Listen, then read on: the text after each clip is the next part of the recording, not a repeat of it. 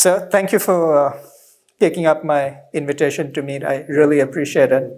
I know you don't do a lot of this, and I really had to talk to you, so thank you. As you know, I was in the US for the last 20 years. I came back about a year ago, was in Rishikesh. That's where I came across your Myth Demolition tour, and I've been following you since then. And I've just been stuck in India since then. I thought I'd go back 1 month, then 2 months, then 6 months, and 9 months, now 1 year. Now it's more than 1 year. So I've just been over here, and there've been lots of experiences over here that are so different from what I experienced in the US. Things are so different. People are different. It's even different from the 20 years before when I was here. I know you don't do talks on particular topics, but there's some events that have happened that just play on my mind. And I know you like keeping discussions open-ended, but is it okay if I bring up some of these more personal issues? All right, it has already started, so yeah, please. Okay, thank you, sir. Over the last few months, I downloaded some of these online apps, to meet women, and it's been pretty easy to swipe and meet and chat. So I went out on a date with this one woman, and she looked very attractive, so I was interested in meeting her. And so I planned a nice, expensive restaurant. I went there before, and I made sure the waiter gave us, the most private, cozy table. And then I told him that the service has to be a little discreet so I can spend time with her. And we made sure that the food that was there was some of the best, like men typically do. And then we carefully chose the wine, and she was very impressed. And then the dessert was something, very exotic and almost like you see in the movies, like very romantic. And at the end of it, there was this palpable sense of excitement at the end. And and then I'm still embarrassed talking about it. I took out my American International credit card, and you put it in that, and then he comes with the machine, and you wait for it to get processed, like waiting and waiting, and then that horrible word "declined" was written on the screen. So then I said, "Can you just try it once more? It's an international card. Sometimes the chips don't work." So he tried it again, and all the time she pretended that this wasn't happening. She was like looking on her phone, swiping, doing something. And then he said the waiter said loudly, "So it's declined again." And like my heart stopped. I was feeling very embarrassed. And then he said, "Do you have UPI?" So I said, "I don't have bank accounts in India as yet, so I don't have UPI. Can you do Apple Pay?" And I showed him Apple Pay. And he says, no, India is full of Androids. There's no Apple over here. So I said, "I don't have an Android Pay." So then I said, "Okay, what about PayPal, the PayPal app?" So he says, "Paytm." And I said, no, PayPal. And he says, "No, we have Paytm." And I said, "I don't have Paytm." So then he just raised his eyebrow and he says, "How can you not have Paytm?" And I've seen these Paytm ads, but I just don't have an account. And then she got up and went to the bathroom. She didn't want to be involved. And so then when she went, I kind of pleaded with him saying, "I'm on a date, it's going well. Can I just go back and get some money? I'm just 10 minutes away. And I'll give you 10% extra also for the inconvenience. Just don't give me more embarrassment." And then he said, "I have to ask my manager." So then the manager came, and the manager looked skeptical. And then I was pleading with him. And then she came back. And I guess this is what still plays on my mind, that she knew what was happening and she never offered to pay. And when I compare this to, I've been on dates in the US, and there every woman offers to pay, even if I don't take her up on it. And some are very insistent, even without asking. And here, she saw what was happening and just didn't offer to help me out. And I guess more personally, I kind of felt embarrassed asking her. Like, I think I wanted to show that I didn't need her help or something. And I just kept quiet. And this thing just keeps playing back in my mind, that why are people like that, her and me? So you said you would be asking something personal. But what you're narrating is hardly personal or private, in the sense that it touches upon a vast area of human psychology, relationships, economics, everything. Even as you were talking of this, I was reminded of economic statistic called the female labor participation rate. And in India, it's been declining since the 80s and the 90s. What that means is that the proportion of the total workforce over the last 20-30 years, women are actually opting to drop out of work. So yes, that's in my mind, that this dependence on men is not something that you witnessed only in that particular restaurant on that date. It's a more widespread phenomena across the country, the entire country, India. And yes, you could probably rightly contrast it against what happens in other countries, especially Western countries. It involves both genetics and culture. And if you could understand this, you would probably be able to understand a lot about how we are, both men and women. You see, traditionally, women have been trained to be at home, and it has seeped very deeply into their psyche. So much so that when we publish videos on women empowerment, and I say that very loudly, that women ought to work, and without financial independence, there is no real independence, then it receives, surprisingly initially, a lot of resistance from the women themselves. They say that it is the man's job to earn the money and it's our job to run the household. So we are already working. And if we'll go out to earn, who will run the household? To some extent, what they are saying is all right, and I can see where they are coming from. At the same time, there is this strange idea that the workplace outside the boundaries of the home, is a preserve of the menfolk, and that the natural within quotes, that the natural place of women is within the boundaries of the house. That idea is to a great extent social. It is social, and the proof is that that idea does not remain constant or same across societies.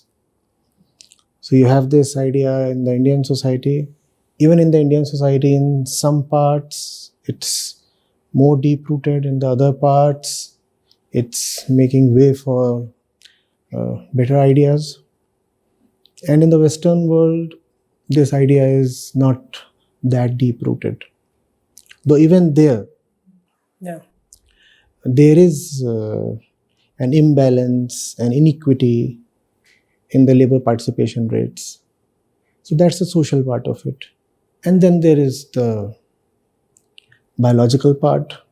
Prakriti, physical nature, has prepared the female body to be at the nest. That's there in the body. And it becomes very difficult to fight what's there in your cells, your DNA, your hormones. It becomes very difficult. When these two combine, the biological urge to stay at home and take care of the kids, think of breeding and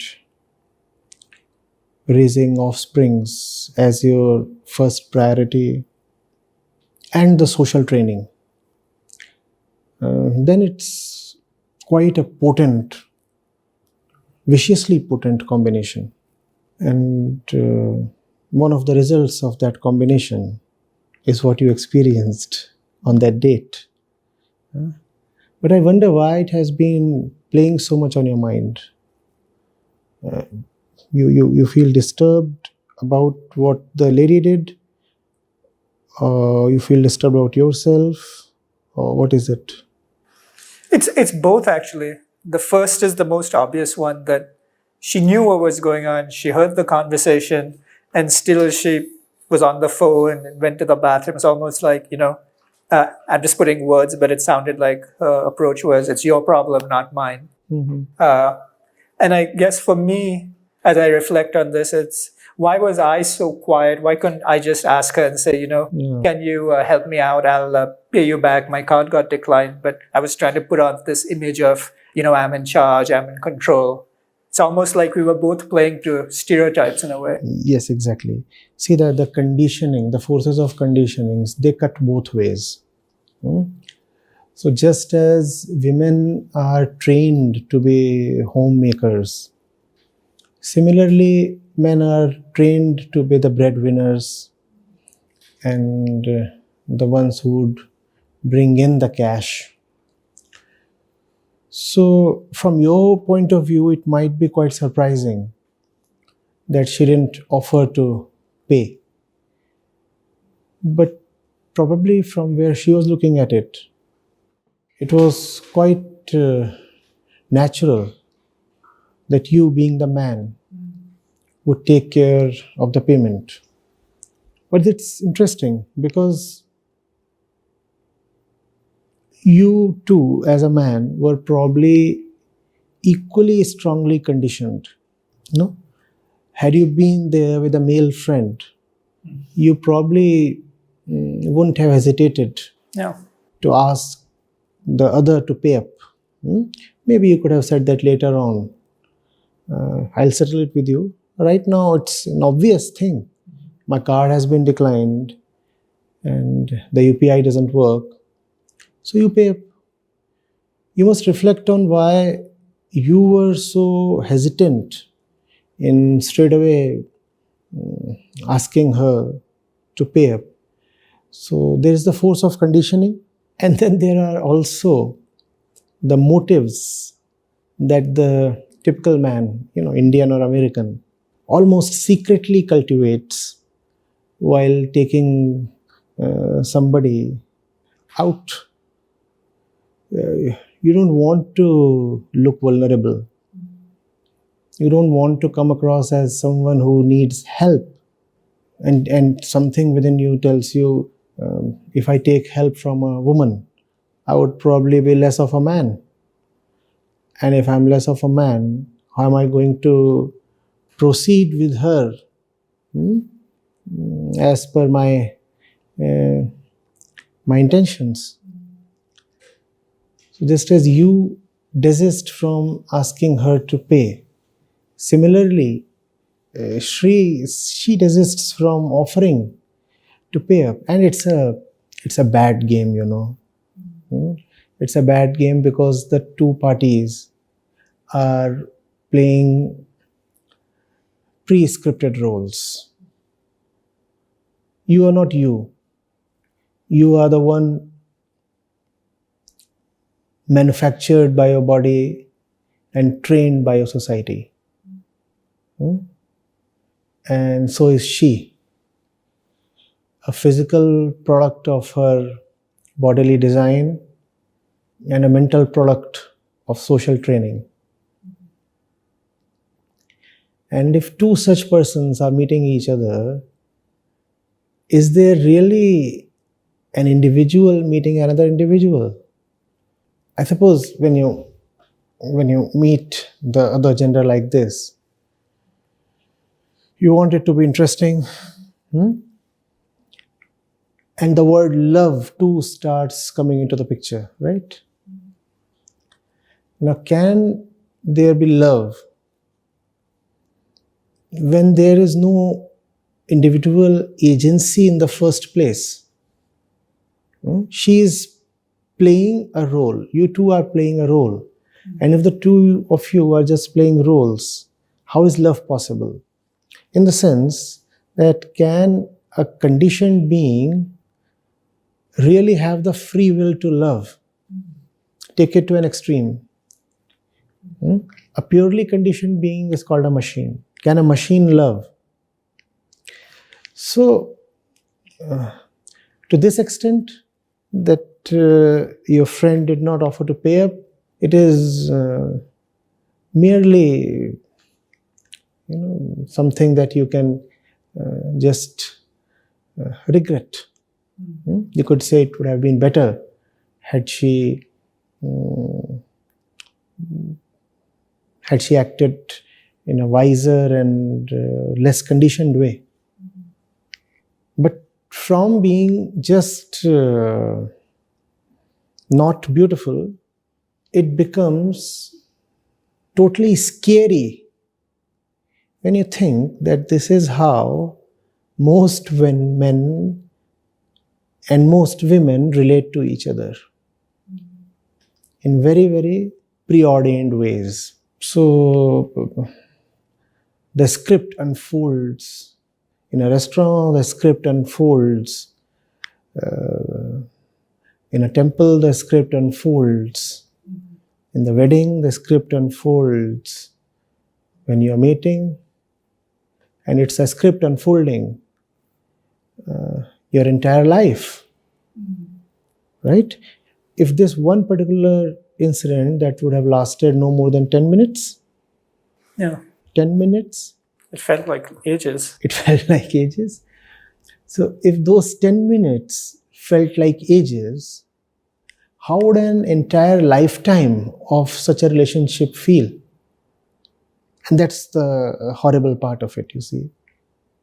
Most men, most households are living this way. And then comes a point when they stop feeling even uncomfortable about it. You felt uncomfortable, you are raising it with me.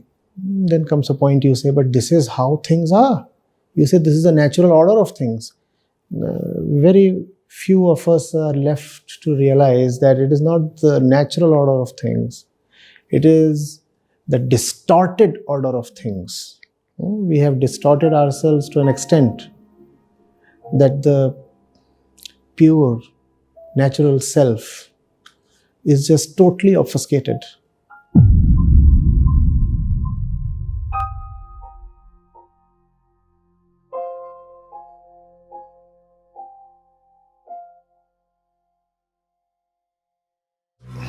What kind of empowerment is this that happily accepts dependence on somebody else's money on a date and also for an entire lifetime? She thought she was dating a man. You're not a man, you are a script. The possibility of love opens up outside the script. And then as soon as we finished having sex, I noticed I just wanted nothing to do with her. And I noticed in the morning, lonely and a little aloof as well. Sex is one of the strongest drives and energies in our lives. So it represents our values all the more. The person you choose to bear your body to is the person that best reflects what you value in life. How long lasting is the sexual pleasure? What does it leave you with? It leaves you with the need to get a shower, and it leaves you with a stained bed sheet. Whereas if you spend a day with the right person, a day and a night, then you are left with something that might last your lifetime. No? True love always involves three: you, me, and the sky. I think I'll change my dating profile to say looking for a threesome with you, me, and the sky.